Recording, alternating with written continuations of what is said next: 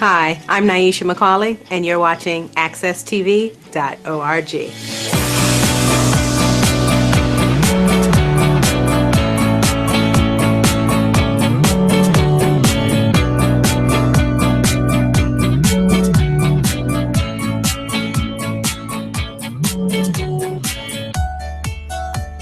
Hello, everyone. Thank you for dropping in again to watch For the Greater Good with your host, Evelyn Richardson. Today, I have a very special guest. He is the Honorable Judge. He's no longer a judge, but I still like to call him judge because he served so many years in the community doing that. So, Honorable Judge Robert Killian, and he is a candidate in the mayoral race. So we're going to get some information about him, learn about him, and get some information on his background and his passions. So thank you for tuning in. Thank you for being on the show with me, Judge Killian. Evelyn, thank you for having me. You're welcome. So I always start out with trying to get an understanding of who my guest is, where you come from, where you grew up, where you are now. Anything from your experiences in Hartford. You're running for mayor of Hartford, so certainly your history in Hartford. Well, I come from Hartford, as did my father and my grandfather. My great-grandfathers on both my mother's and father's side were the first ones to come here. So we've been kicking around for a long time. I've lived I grew up on First Sisson Avenue. Then down the south end on Montague Street. And when I got back from college and law school, I bought a house in Beacon Street. Now I live on Bloomfield Avenue. So I've lived all over the place. I see. I've always worked in Hartford, with the exception of 2 years when I worked for Senator Abe Ribicoff, U.S. Senator Ribicoff in Washington. And I have no place else I want to go. This is it. Wonderful. For the last 31 years, I've been the probate judge in Hartford. Retired 6 weeks ago, last Friday. And 5 weeks, 6 days, and 23 hours ago, I announced my candidacy. Wow. So same day they had the send-off party for me, I announced for mayor.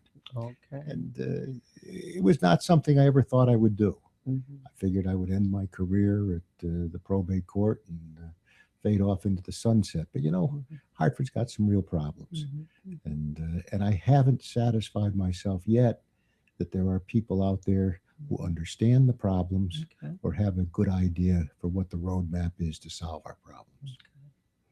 So that's a lot. That's a handful, a lot of information. So you have very long roots in Hartford, Connecticut. So I don't have to worry about asking you if you care about Hartford, because obviously you must. Your family grew up here. Hartford's been good to me, my family, my forebears.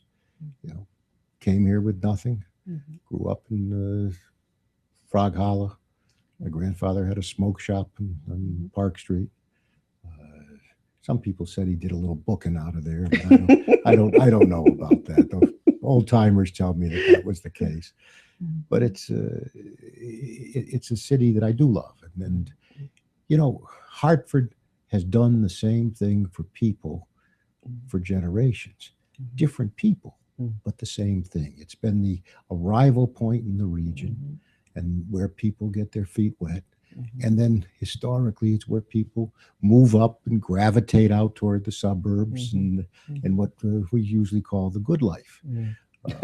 The problem is not here. The problem is we've kind of leveled off, and it's tougher for people to do that now. And it's the disparity between the huge wealth of our region and the extreme poverty of Hartford has never been more evident.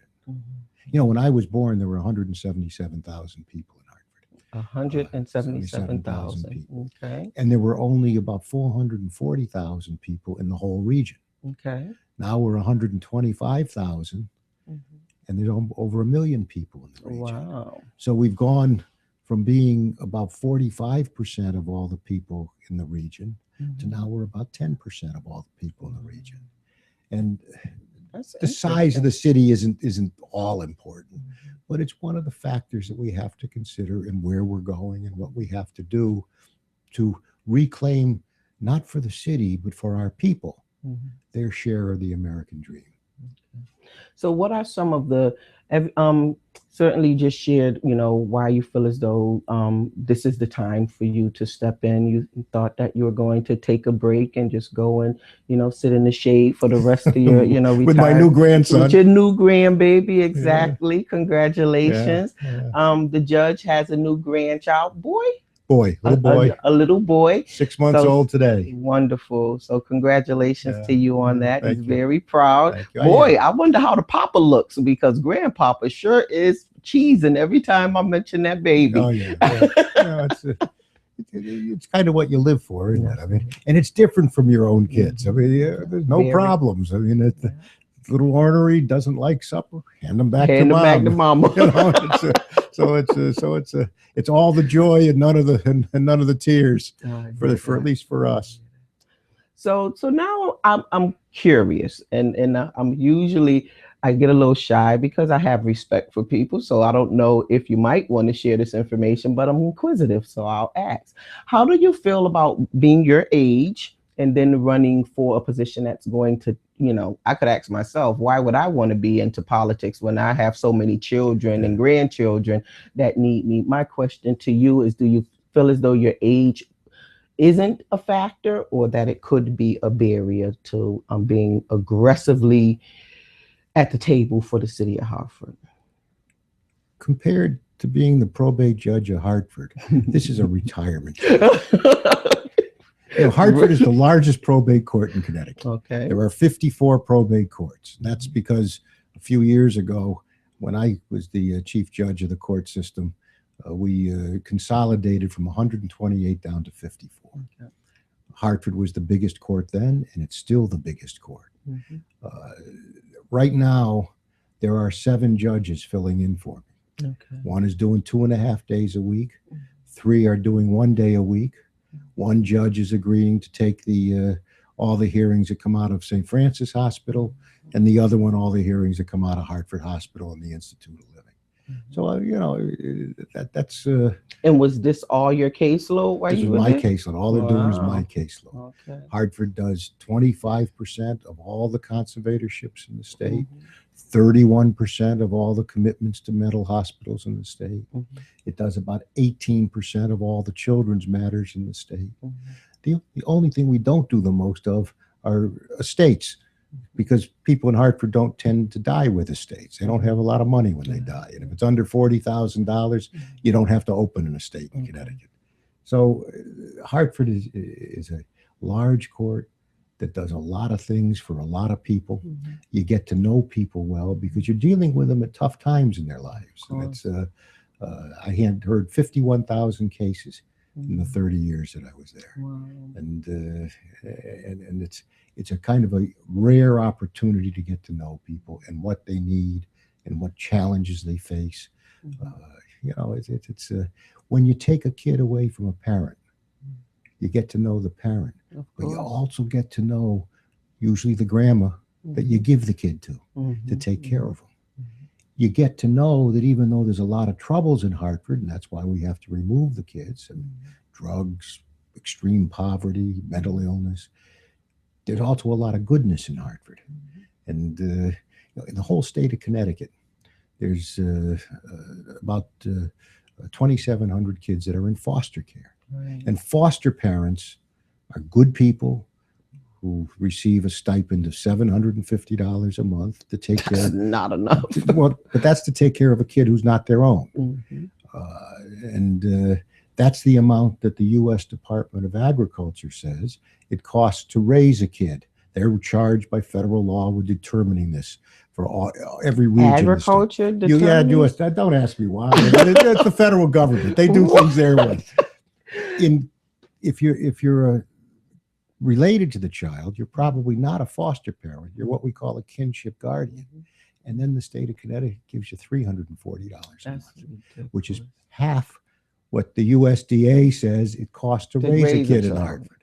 And they have trouble recruiting foster parents. There are 37,000 kids in kinship guardianship. In the city of Hartford, I do about 400 more every year, and I've done 11,000 in 30 years. They're all people here who are taking care of their own, doing what families did before there were courts or states or DCFs or anybody else, and we shortchange them. And that's something that that type of thing causes me a lot of pain. And we've got to do better for people. Hartford is a good city. Hartford does a lot of things well. It does some things not so well. And we've got to focus on the things we don't do so well. And we got to focus on the things, Evelyn, that impact on people. There's 125,000 people living here. And overwhelmingly, they're not as wealthy as the people who live around us. And the city has if someone has mental illness or they're homeless, we take on a special burden for those people. There are very few people homeless in Simsbury. If they don't have a place to live in Simsbury, they end up in Hartford. That's right. I was about to say that. and we take care of that responsibility for the whole 73% of all the shelter beds in the region, 1 million people in the region, 73% of the shelter beds are here in Hartford. And, you know, I'm kind of proud of that. I'm kind of proud that, I'm kind of proud that we do this job for these people.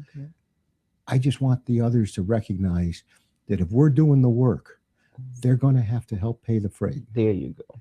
And that's the part of it that has caused us the great fiscal distress that we're in. So at the debate we had, by the way, I will like to say that you are very personable and I love you to pieces because you're funny and I'm silly. So I love funny people. Every time I listen to you talk, you have a joke and, you know, and then the way you looking when you disagree with something. And I was like, oh my goodness, I would love to have dinner with Judge Killian. We'll work that out. So I'll be rolling all night.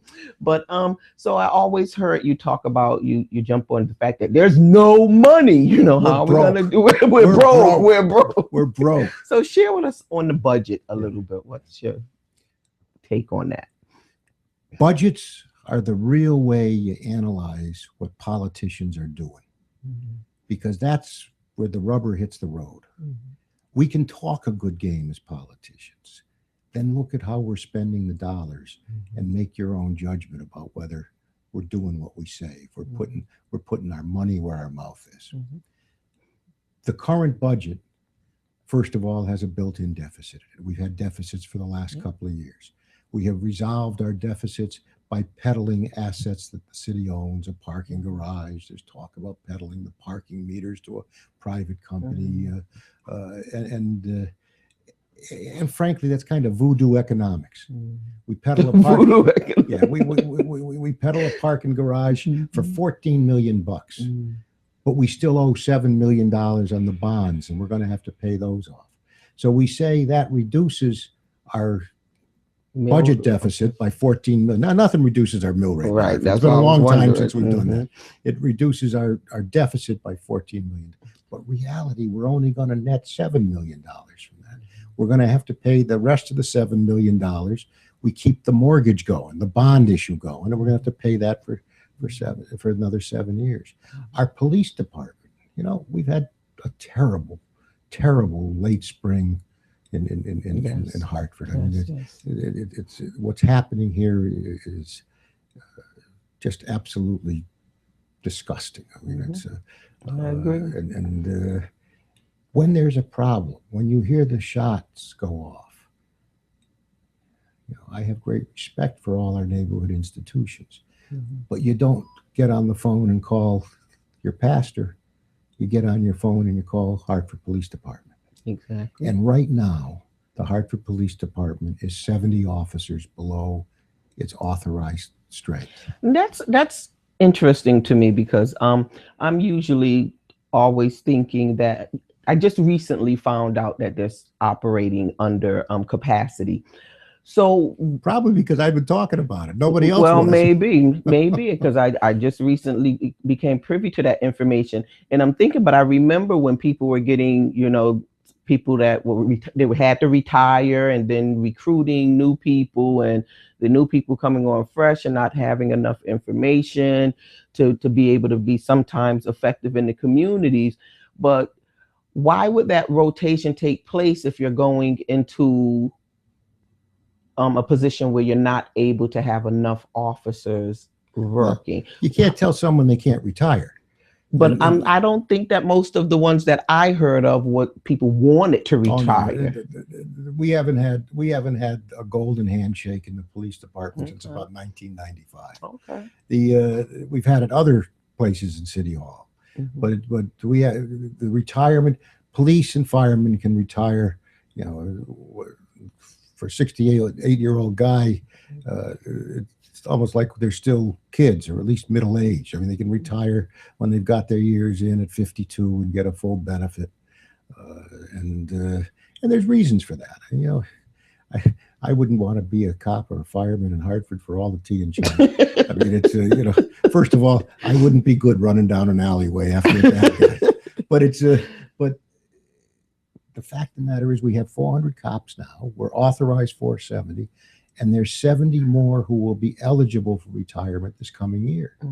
And these are experienced officers, trained officers, and by and large, good officers. And all of them want to go? No, some of them will. And I think they anticipate that there probably will be 30 officers that will retire this year. That would bring us down to 370. And this budget authorizes a class of 20 officers, which means that if we fill the class, we're still going to be 20 cops shy of the 400 that we have now. And we're going to be 80 or 90 cops shy of where we want to be. So in your opinion, how did we get there? We got there because we made choices. We said that, okay, we're going to build stadiums, baseball stadiums. Now, how does that affect? Because the baseball stadium is going to cost us $4.6 million a year to pay for it. $4.6 million a year is money for a stadium that isn't going to create significant jobs. And we find out now isn't going to even entice, they should have known it before, isn't going to entice new development unless we give them more of a break, a tax break, or bring money in from the state to pay for it. That's not the way you can run a city. You got to make choices. When we finish with all that they want to do with downtown Hartford, if we finished with it, build all the new apartments, get the new apartment buildings built, we're going to have about 3,000 people live in downtown Hartford when they fill up those apartments. That means we're still going to have 123,000 people in our city who don't live in downtown Hartford. And one of the things they're entitled to are decent schools, public safety, and we're supposed to take care of their streets and sidewalks and not just the streets and sidewalks downtown. That's right. You know, I didn't hear anybody complain about the snow removal in downtown Hartford this year. But I heard a lot of people say that they couldn't get out of their driveways, that the handicapped people couldn't get across the street because we never got around to shoveling the crosswalks. You know, it was a bad year. I don't blame you know, the mayor for the snow that the Almighty put here, but the city has to bear some of the blame for not having the resources planned to take it away. Of course. And that's the type of thing we have to worry about. Okay. Thank you. We're going to come back, and I'm going to ask after our break, and I'm going to be asking you about what changes would you make in administration if you become mayor. Sure. You don't leave. We'll be right back. Thank you for joining us on accesstv.org.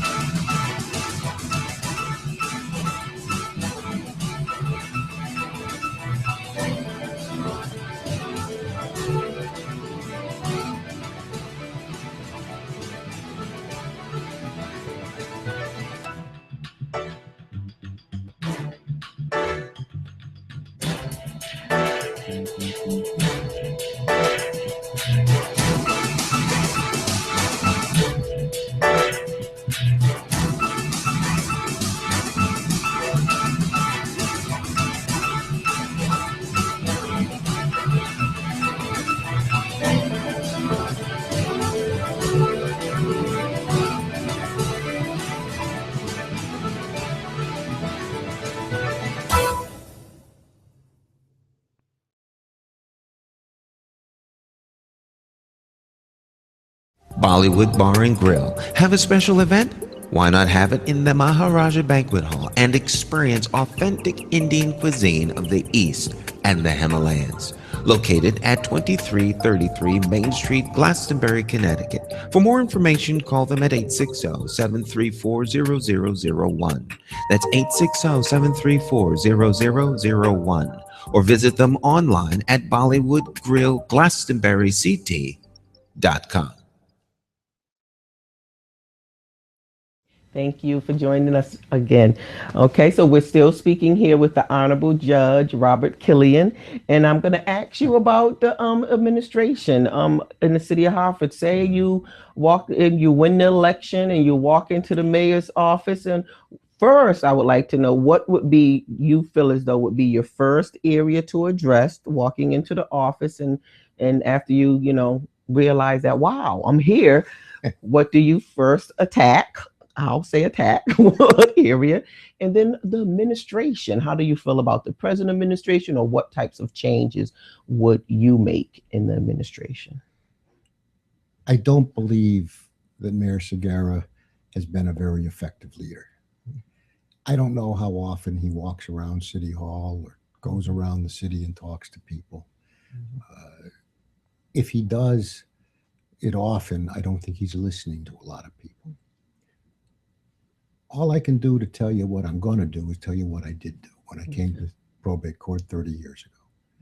Probate court, according to the city's own study, is the busiest office serving the people of Hartford that the city provides anybody. Probate judges are state officers, but the city has to provide us our space. And when I took over 30 years ago, I filled a vacancy that was created when my predecessor had to resign the morning he was going to be impeached by the General Assembly. 2 employees had gone to federal prison for doing some bad things. About 15 other people worked there but weren't happy and felt that they weren't given the type of service that they had signed up to give. And so I came there, and people assumed the judge can fire anybody in the office, just like the mayor can fire a lot of senior department people. And I called the people together and I said, I'm not going to fire anybody. I'm going to give you 6 months to get to know me, and I'm going to give you 6 months to get to know you. I'm going to put in one new rule. Effective today, if you walk by the front counter, we were in City Hall in those days, and there's somebody standing there looking for help, you have to say this word. I said, write it down on your palm. Are you being helped? So if there's someone standing there, you got to say, and if they say, no, I'm not, it might be that they'd already talked to someone, they were off getting a file. They say, no, I'm not. It's your job not to help them, but to find them the person who can help them you can. That's right. That's so basic. And I said, that's the first and only rule, because people hated the Hartford court. They said it was an unfriendly place. They said it was. And these people, I've known some of them for many years. I mean, Sandra Waterman is now the chief clerk of the court. When I came there, she was the only person of color who worked there. Now I'm proud to say 17 out of 22 are either black or Latino. But she runs the place now. And she was capable of running it then. When she retires, and she promised me she'd stay until the new judge is elected. If she retires, she'll have served 50 and a half years in the probate court. Wow. She knows it inside now. Wow. And she's the chief clerk. But she said that they told me at the time, and I knew her because I knew Steve Waterman, her husband, and she told me at the time that some people in the court had never even talked to the judge.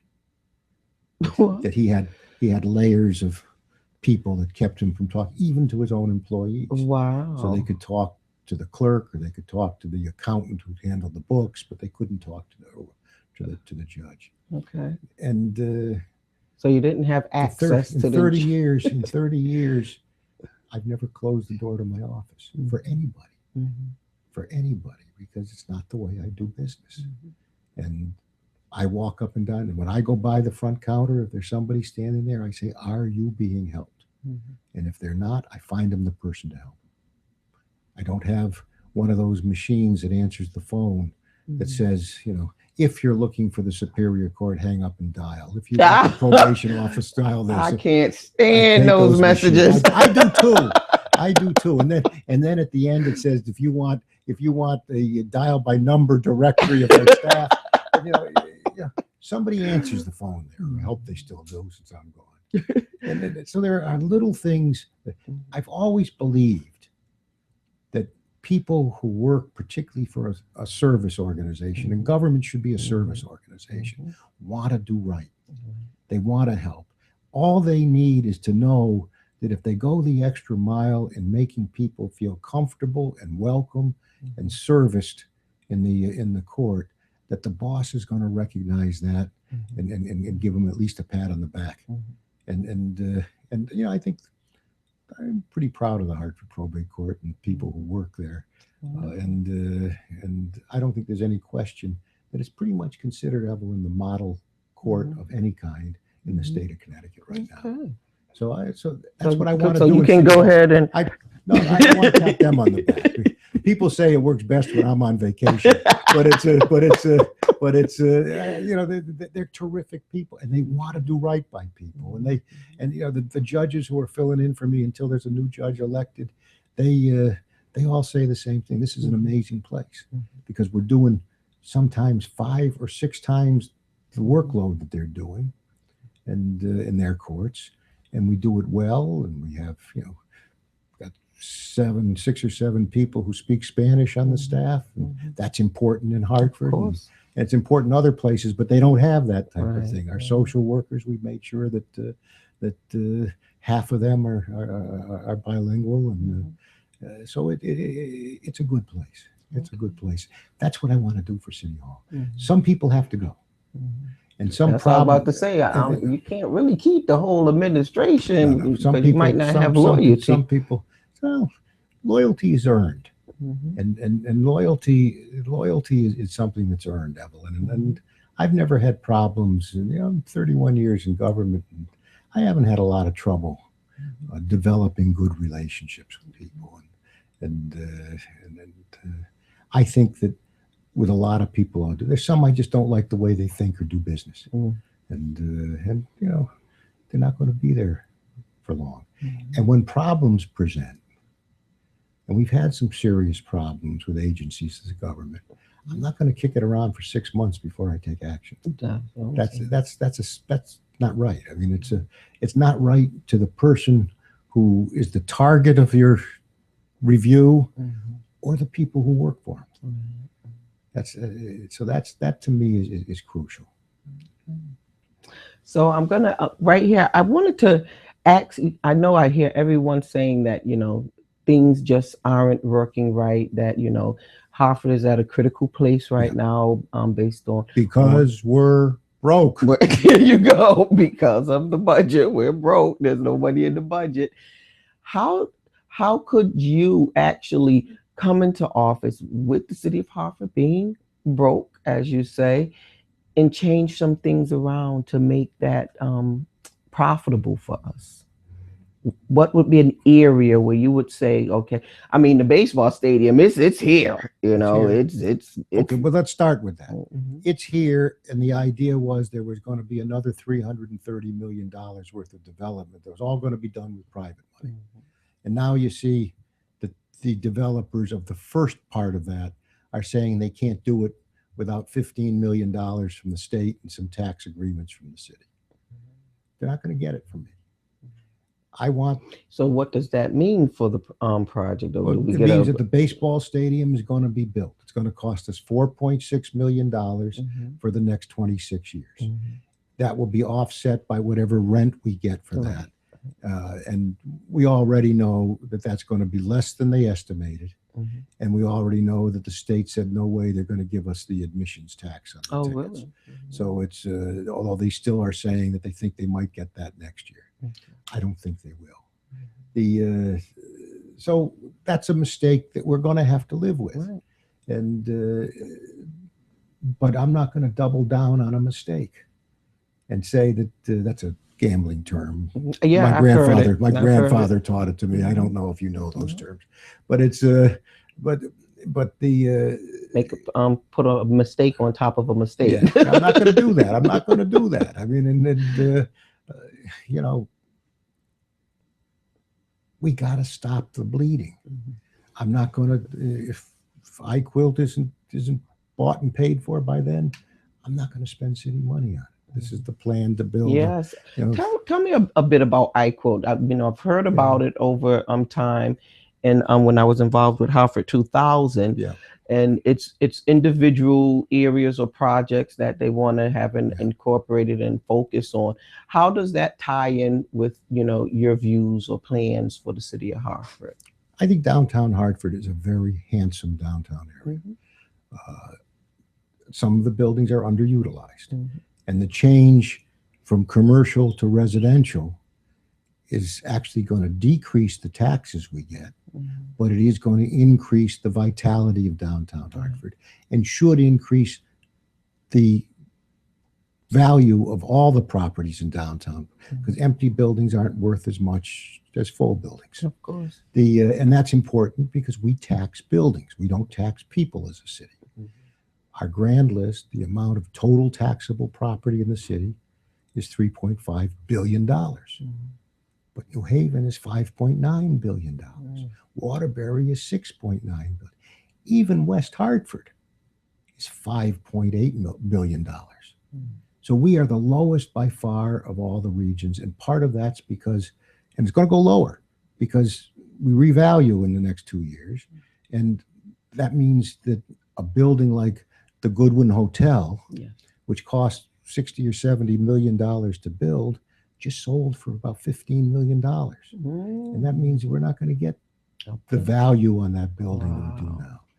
What we are going to get is a buyer who says he's going to put some substantial money in it, hopefully without asking the city for money, and going to get it up in value and back in use. Well, that's good. But if we pay the money for that, it's bad for everybody who lives in the city. It's unfair to the other businesses that are currently paying 74 mills, the highest tax rate in the state of Connecticut, on their buildings. If we say to somebody else, you only have to pay 30 mills. And it's unfair to the residential people who, if we lose differential, are going to face a whopping increase in taxes.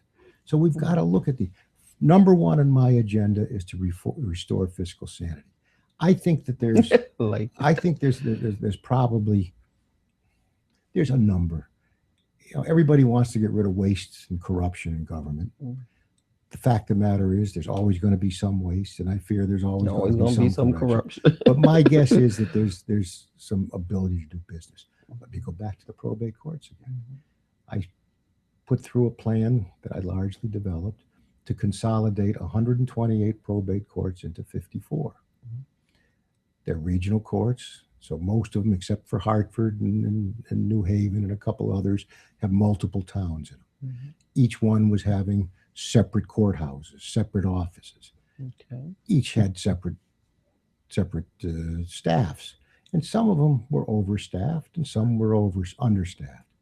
We got rid of 74 judges, stopped their payroll. We had the consolidate 74 out of 128. We have 54 courts, 54 judges, and we didn't fire an employee. A couple retired, but we consolidated. We moved them to where the need was, and we saved on a $68 million system, which is a lot smaller than the city of Hartford, but we saved $18 million. Wow, that is impressive. And that's real money. That's money that the system had. Where did we spend it? We spent it on some new social workers in the children's divisions of our courts. So you didn't make any enemies with your judge friends? Some of the ones they didn't like me for that. but some of them we fired 74 judges. We kept 54. But when we finally got around to voting on the plan, 80 judges supported it. So even people who were going to lose their jobs said this is the right thing to do. Judges are in a business of making tough decisions and knowing that you can't hedge on your decision. You got to say this one or this one. And so that came and held us. I think we're the first government entity in maybe the history of the world that voted to cut its size and cut the number of elected people. So we've got to do some of that in Hartford. And we have, I've never totally understood why there's a separate finance department for both the schools and the city. And it seems to me that you could do that. I don't totally understand a number of issues like that. If we're not getting adequate leadership out of certain individuals in City Hall, maybe what we're finding in some instances is we don't need the same type of a position or leadership or structure. And it would be better to have a little different approach to how we run City Hall. I think we could probably save $40-50 million. That's a lot of money. It is. It pays for some mistakes like the baseball stadium at $4.6 million a year, and it allows us to do things that we haven't done, that we have to do, like fix some roads, fix some schools, fix some other things that are important for us. Also to properly fund our pensions. Then what we got to do next, Evelyn, we're going to have to meet with the unions, and we're going to have to change some of these pensions. And in what way? well, What's wrong? What are you seeing that's not operating or functioning correctly? we don't fund our pensions properly. That means that and a big part of our problem are health care benefits for retirees. I want everybody to have a health care benefit. But the state of Connecticut, now I'm a retired state employee, and I get a package. It's integrated with Medicare, and it's at significant discount, great savings because of the givebacks that the state employees gave in a negotiation a couple of years ago. I don't want to impact negatively on anybody who's currently working for the city, but we have to make, we probably can't afford to tell a police officer that you retire at 52 and we're going to foot the bill for your health care for the rest of your life. That doesn't make cops happy when I tell them that, and I do tell them. I met with the AFL-CIO. They interviewed candidates for mayor to see who they're going to endorse, and I told them, I'm going to be at your table looking for givebacks. Would you rather do that as part of the collective bargaining process, which is the way American labor has done it, or sitting across from a receiver appointed by the state once we're declared bankrupt? Because they don't have to ask you what you think, they just do. And I want to negotiate it with you and find out what we can do, because we can't do anything for you if we're bankrupt. And you can lose your pension entirely in a bankruptcy. I don't want to. Look, I'm very happy that the state of Connecticut sends me a check every month. But and I don't want to, I'm not going to be I've worked with labor unions all my life. I'm not going to be the guy that hurts a working person. But they got to work with us to make this affordable for the people in the city who pay the bills and only wish they could get as good a deal. Exactly. Thank you. You have a couple of minutes actually to speak into your camera and tell all of our viewers, you viewers out there, why you believe you are the best candidate for the mayoral race, and share whatever you want. You mentioned my age. You know, it can be an advantage. I've been around for a long time. I've watched Hartford for a long time. I've been involved in the community in different ways over many, many years. Sometimes, not always, but sometimes age gives you a little different insight and maybe a touch of wisdom. It also, when you're at 68 rather than 48, you think more about the task at hand and less about the next opportunity. I'm not going anyplace.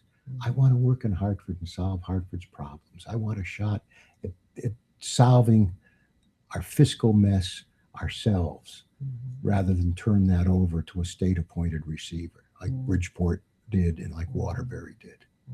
And I think the people will be better off for that. I'm not looking for any other job. I'm going to stay right here. When I go, they'll carry me out my front door and bury me in my family plot here in the Hartford Cemetery. So I think that people know me. They know how I think and how I act. They know that when I talk about neighborhoods and people in the neighborhoods, I've been there as a judge and as an elected official. That's what I've done for 31 years.